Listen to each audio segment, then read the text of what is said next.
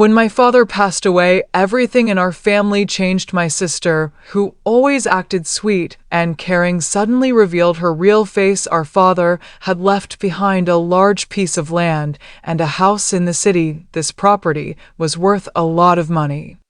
And instead of bringing us closer together, it pulled us apart. My sister became greedy, and her hunger for wealth turned into a dangerous obsession.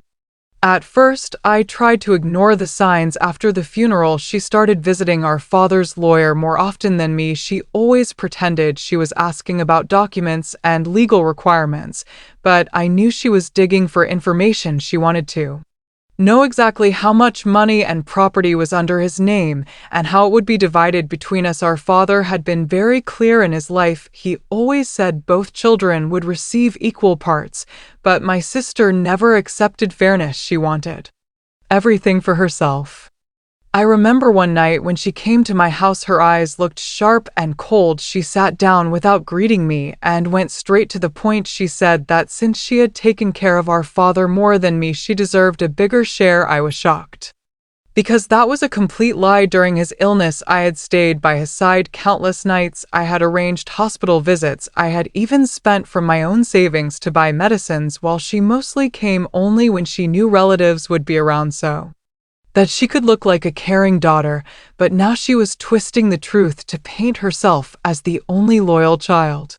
Her words broke my heart, but I stayed calm. I told her that our father had already made his will and everything was written. She got angry and shouted that papers mean nothing, family means sacrifice, and since she had sacrificed more, she deserved more.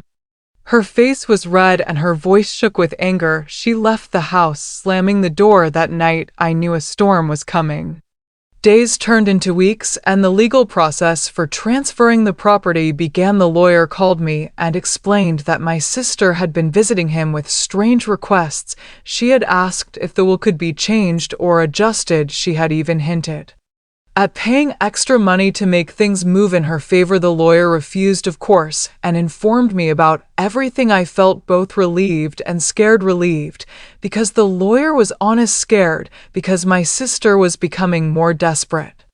One morning, I received a call from a neighbor. He said that people were visiting the land where our father had lived. Apparently, my sister was showing them the property as if she was the sole owner. She even talked about selling it soon. I rushed to the land and found her standing with two men in suits. She was smiling and saying, "This land is mine completely. You will not find a better deal." When she saw me, she froze for a moment, then tried to act normal, but I confronted her in front of the buyers and told them the truth, that the property was still in the process of legal division. The men looked uncomfortable and quickly left. My sister stared at me with pure hatred in her eyes.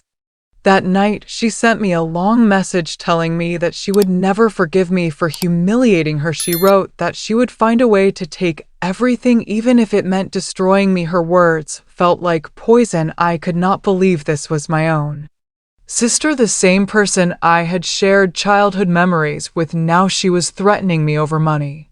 The situation became worse when she started spreading lies among relatives. She told everyone that I had manipulated our father into giving me more share. She said I had hidden documents and cheated her. Some relatives began to believe her while others stayed silent. It hurt me deeply because I had done nothing wrong. I just wanted to respect our father's wishes, but her greed was turning the family against me. One afternoon, I was at the lawyer office when he showed me something shocking. He received a copy of a fake will. Someone had tried to submit it as an official document, and that fake will declared that the entire property should go to my sister. The handwriting was clumsy and the signature was badly copied, but still it was frightening because it showed how far she was willing to go. She was ready to commit fraud against her own blood. I felt anger rise inside me, but also sadness because my sister had fallen so low. Instead of confronting her directly, I decided to stay silent. For now, I collected evidence and kept all the lawyer records safe. I knew patience was my best weapon. Her greed would expose her eventually. She was too desperate to stay careful forever, and I wanted to be prepared when the time came. At the same time, I felt the emotional weight pulling me down. I could not sleep properly. I felt betrayed by my own family. My friends told me to be strong. They said people change when money is involved and that I had to protect myself no matter what. Still deep inside me, there was a small voice whispering, maybe she will realize her mistake, maybe she will stop this madness. But that hope kept breaking every time I saw her actions. Then came the day when she finally crossed a dangerous line. She arrived at the house we grew up in and brought strangers inside. She started removing old furniture and selling items that had belonged to our parents. When I walked in, she told me to leave. She shouted, "This house belongs to me now." I stood frozen for a moment, watching her throw away memories as if they were trash. It was not only about property anymore, it was about disrespecting our parents' legacy and everything they had built. I tried to stop her, but she called some men who acted like guards. They blocked me from entering my own father's house. That moment I realized this was not just greed, this was war.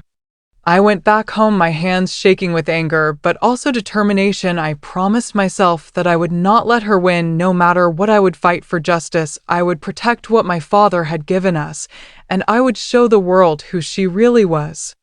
That night, I opened a notebook and began writing every incident, every word she had said, every action she had taken. I wanted a record of everything, because I knew one day all this would be needed when the truth finally came to light. The days after that incident felt heavy, like a storm hanging in the sky. I kept my notebook close and wrote everything down. My sister kept moving like a shadow, visiting places, meeting people, whispering lies, and pretending she was the victim. She told relatives that I had kicked her out of the family home, that I wanted to steal her rights, that I was the cruel one. But anyone who looked closely could see the truth. Her eyes no longer held warmth, they were burning with greed.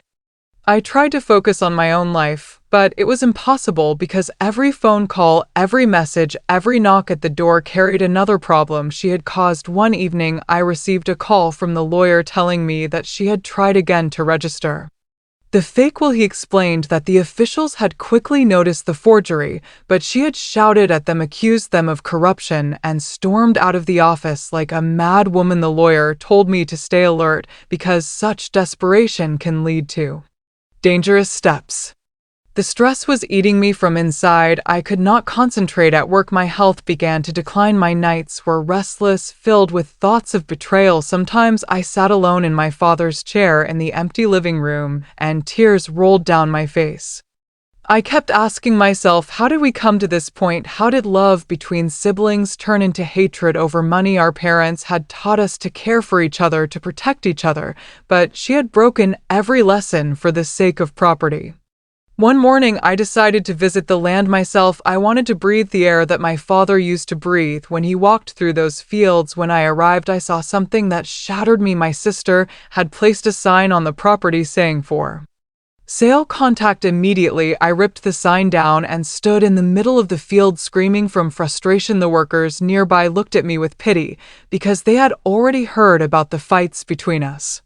When I returned home, I found several messages from her. She had written that I was embarrassing her in front of buyers, that I should stop interfering or I would regret it. Her words were sharp like knives, but I refused to let them cut my resolve. I replied only once. I told her the truth, that the will was clear, that our father wanted equal division, and that no lies or tricks could erase his wishes. She did not answer, but I knew silence from her was more dangerous than words. That week, something happened that turned the tide. She came to the lawyer office again, but this time she brought a stranger, a man dressed like an official. She tried to pressure the lawyer into signing documents that gave her majority ownership. The lawyer refused firmly and even threatened to call the police. When she realized she was cornered, she grabbed the papers and ran out, leaving the stranger behind. Later, it was discovered that the man was not an official at all, but someone she had paid to act like one. Her desperation had now become fraud, so clear that even the most blind relatives could not deny it. News of her actions began to spread, and slowly people started to see the truth. Some relatives who had believed her lies called me and apologized. They said they did not realize how far she had fallen. They said they were ashamed for judging me without Facts that gave me some strength because I knew I was no longer alone in this battle.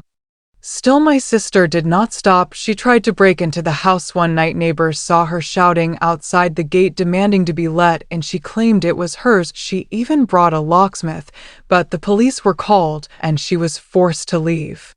That night was a turning point because the law had now seen her madness directly. She was no longer just my problem, she had become a public disturbance.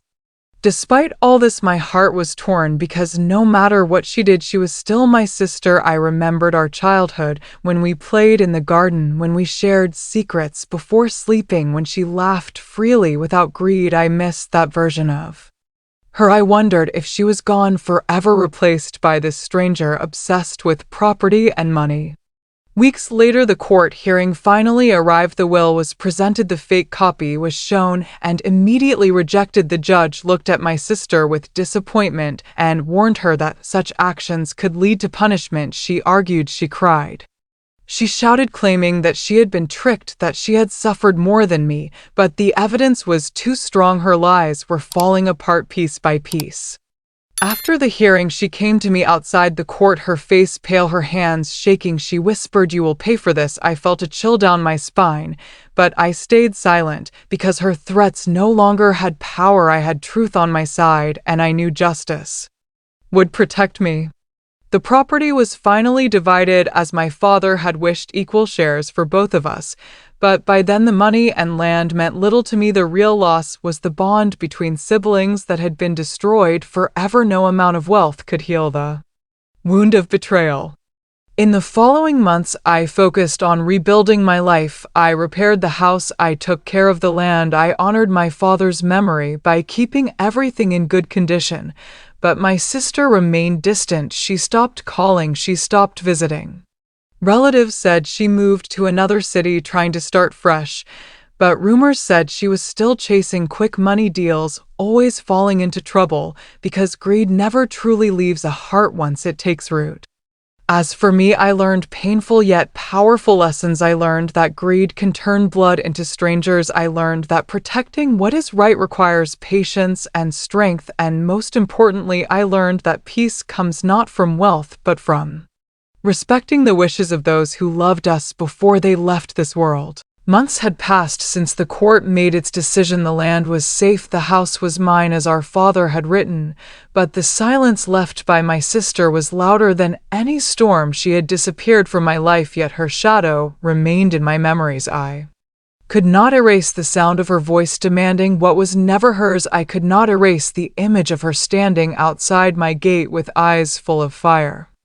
I tried to fill my days with work, with routine, with anything that could stop my mind from wandering back to the pain. I planted trees on the land, I repaired the broken walls, I opened my father's old books and read his notes about life and honesty. His handwriting reminded me of calmer times and gave me comfort at night. When loneliness crept in, I would sit under the stars and imagine he was still watching, guiding me through the darkness. Neighbors often asked me if I hated her, if I wished for her downfall. I always answered the same: I do not hate her, but I cannot forgive her, not yet, because forgiveness is not something you can force. It must grow naturally like a seed watered with truth. But my heart is not ready. Perhaps one day it will be, but not now. Then one evening, as the sun was setting, I received an unexpected visitor. It was an old relative who carried a small letter in his hand. He said my sister had left town and asked him to deliver this to me. My heart raced as I opened the envelope. Inside was a single page written in her handwriting. The words were shaky. She wrote that she had lost everything chasing money, that the people she trusted had betrayed her, that she was living in regret. She did not ask for forgiveness, but she admitted her guilt. She admitted she had wronged me and our father. Tears filled my eyes as I read the letter again and again. It was not an apology in full, but it was the first time she had confessed the truth. For a moment, I felt the old bond between us flicker like a dying candle flame. Maybe she was still my sister, somewhere inside, buried under the weight of greed and mistakes. I kept the letter in my father's notebook as a reminder, not of her betrayal, but of the lesson it carried. Greed destroys love, lies destroy family, but truth remains forever strong. Life slowly became calmer. I made peace with the past. I chose to live not in anger, but in gratitude for what I still had: my father's wisdom, my mother's memory, my home, my freedom.